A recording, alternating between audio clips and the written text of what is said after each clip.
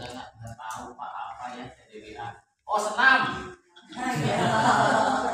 Ditanya, ya terang TDWA, terang Pak. Senam ya teman ya.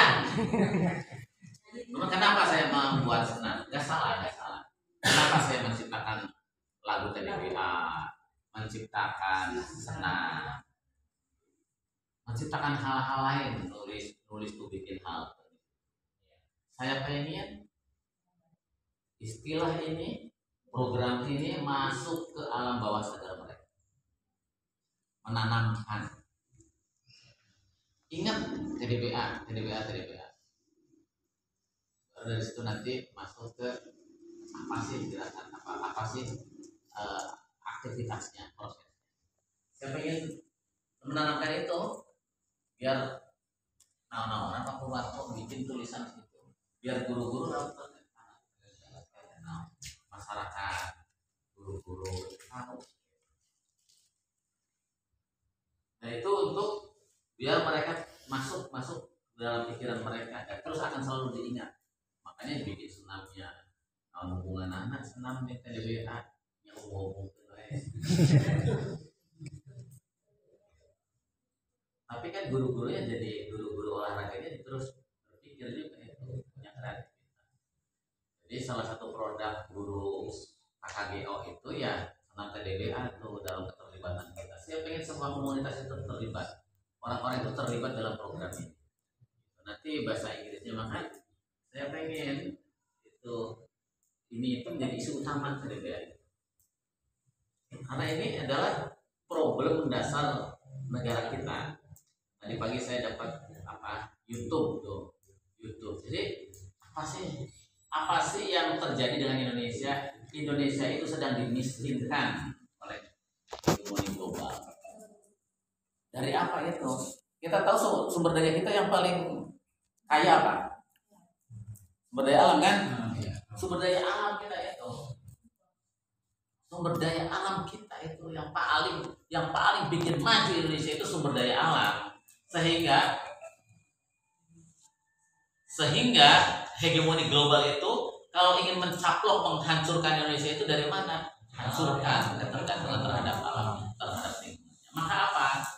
Dibikin kamuflase. Dibikin pertaniannya bangkrut. Dibikin rakyat itu tidak pede lagi kalau bertani. Tidak pede lagi kalau ngurus tanaman, ngurus padi, ngurus sayuran, ngurus apapun yang berkenaan dengan pertanian kita dibikin tidak pede. Pokoknya tanamkan dalam pikiran anak-anak muda Indonesia, dalam masyarakat Indonesia, kalau bertani itu tidak menguntungkan. Kalau bertani itu rugi. Sehingga mereka tidak mau lagi bertani, tidak mau lagi ke sawah, tidak lagi mau berkebun. Itu yang menjadi program hegemoni global. Hancurkan pertaniannya, politik pertaniannya, kayak gitu, hancurkan. Kemudian apa? Dari situ mereka tidak lagi memanfaatkan lahan pertanian, mereka ambil alih yang lain. Kemudian apa? Kemudian datanglah kapitalisme. Datanglah pemilik-pemilik modal dari luar negeri menyewa tanah-tanah Mang Udin, Mang Caswadi, disewakanlah itu yang di Darangdan, yang di Bojong, yang di Waria sewa. Datanglah kapitalisme, para pemilik modal itu. Kemudian mereka udah datang dengan segala macamnya, benihnya, mesinnya, alat pertaniannya, dan bikin mereka itu, masyarakat kita itu tergantung sama pemilik modal ini. Di sana dia jadi buruhnya, jadi tukang jaganya, jadi tukang apanya. Kayak itulah politik pertanian global itu, menghancurkan Indonesia itu. Sehingga tanah-tanahnya lebih baik disewain, kemudian kita ikut tiap hari di situ ikut jadi buruhnya. Ini yang dilakukan kalau kita mau sadar. Sehingga apa?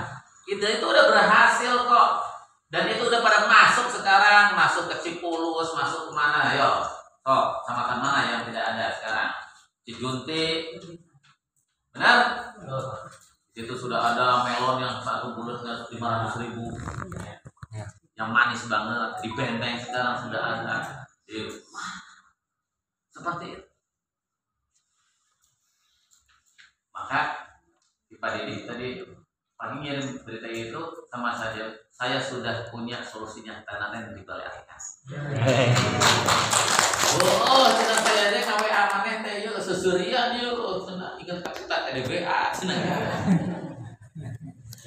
Jadi itu Pak. Dan dua hal apa yang diinginkan oleh mereka? Satu, sumber daya kita sudah tidak mempan lagi jadi kepercayaan kita untuk bangkit. Pertaniannya sudah tidak menjadi kebanggaan kita, frustasi kita. Yang kedua apa? Apa yang digandrungi oleh masyarakat Indonesia untuk mencapai kebahagiaan? Apa? Apa yang sekiranya mereka itu membius orang Indonesia? Digital. Pertanian itu sumber dayanya. Apa yang menjadi mimpi orang Indonesia dari segi belief? Agama. Percayaan.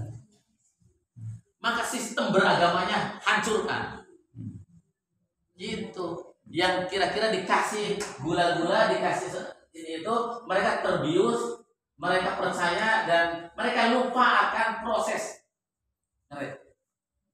Mereka lupa akan keberagamaan yang sesungguhnya itu seharusnya seperti apa. Maka dibikinlah cara-cara beragama yang membius mereka, yang mereka gak usah bekerja tapi mereka terbius dan mereka akan masuk surga. Nah, cara beragama seperti ini sesungguhnya pernah dilakukan oleh Snok.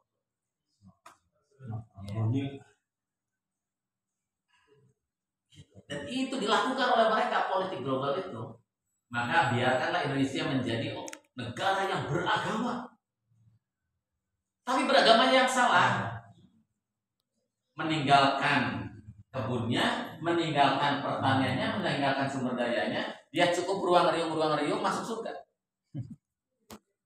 Kalau perlu ciptakan acara-acara di Indonesia itu. Bikin program. Rakyat Indonesia itu bikin program, fasilitasi semuanya. Bikin program-program. Kalau bisa anak kecil itu TK sampai nenek-nenek, semuanya hafal Al-Quran. Di Timur Tengah. Tahfidz Al-Quran. Gak apa-apa gak hafal artinya juga. Gak apa-apa gak bisa melaksanakan juga. Yang penting mereka hafal semuanya. Dari mulai anak TK sampai orang tua. Bikin program itu di mana-mana. Atau bikin pertemuan-pertemuan kolosal yang meyakini bahwa itu jadi jalan untuk ke surga dan beragama mereka cukup dengan seperti itu. Yang kayak gitu itu diskenariokan betul. Nah maka kita sebagai orang-orang yang beragama harus sadar betul bahwa beragama yang benar itu yang seperti apa sih? Bahwa untuk mencapai surga itu tidak mungkin tidak melewati perjalanan dunia. Begitu kan? Dan perjalanan dunia itu ya kita ada depan, ada belakang, ada pinggir, ada kanan, ada kiri, gitu. Betul? Betul. Dan kanan kiri itu adalah berbagai hal yang bisa kita terjemahin di dalam kehidupan kita. Maka buat kita, anak kita, sekolah-sekolah kita, beragama itu adalah beragama yang betul-betul bisa mengantarkan kita ke surga, tapi kita bisa memaksimalkan apa yang ada di dunia ini. Maka orang-orang yang bisa memaksimalkan dunia ini adalah orang-orang yang bisa memanfaatkan segala macam yang ada di sekitar mereka, bisa menjaga, bisa membuat ini berkesinambungan. Dulu kalau kita lihat ke teori-teori bagaimana terjadinya kerusakan bumi ini yang bisa mengantarkan kita pada kejadian hari kiamat. Jadi dua hal penting ini yang harus kita sadar. Satu, sumber daya kita yang memang kan kita nggak kerasa ya, sekolah-sekolah kita ngajarin deh juga tapi kita betul-betul dipola oleh kekuatan global. Nanti kalau Bapak Ibu belajar tentang ajaran akhir zaman itu apalagi itu. Bagaimana dunia ini dihegemoni oleh sekelompok orang yang dibikin kita tergantungnya luar biasa. Indonesia kumaha coba ya, identifikasi baik. Pak Bu, nyian jalan kereta api cepat di Jakarta ke Bandung. Eta numpak saha? Tol geus aya. Gitu kan? Itu Tol geus aya bahan dia. pemikiran. Terus naiknya orang Jakarta ke Bandung, orang Bandung ke Jakarta saha? Tol geus aya. Orang Purwakarta makanya kan ada orang Jakarta ke Bandung. Kan nggak mungkin. Coba dari situ aja kita udah tahu bahwa kita itu dibuat tergantung luar biasa pada hegemoni global. Dan hegemoni pemilik modal di tingkat dunia. Waduh. Jadi, Dibuat pemikiran bodoh. ya begitu kondisinya. Ini adalah sekolahnya tim pengembang. Maka saya pengen ini ya Bapak Ibu, ini menjadi kekuatan inti kita nih sekolah-sekolah tim pengembang ini, guru-gurunya, kepala sekolahnya. Maka Bu Nur Hasanah jadi kepala SD di Taringgul, Landa, jangan berpikir sekolah saya mah di kampung, nggak kelihatan ini. Apakah dia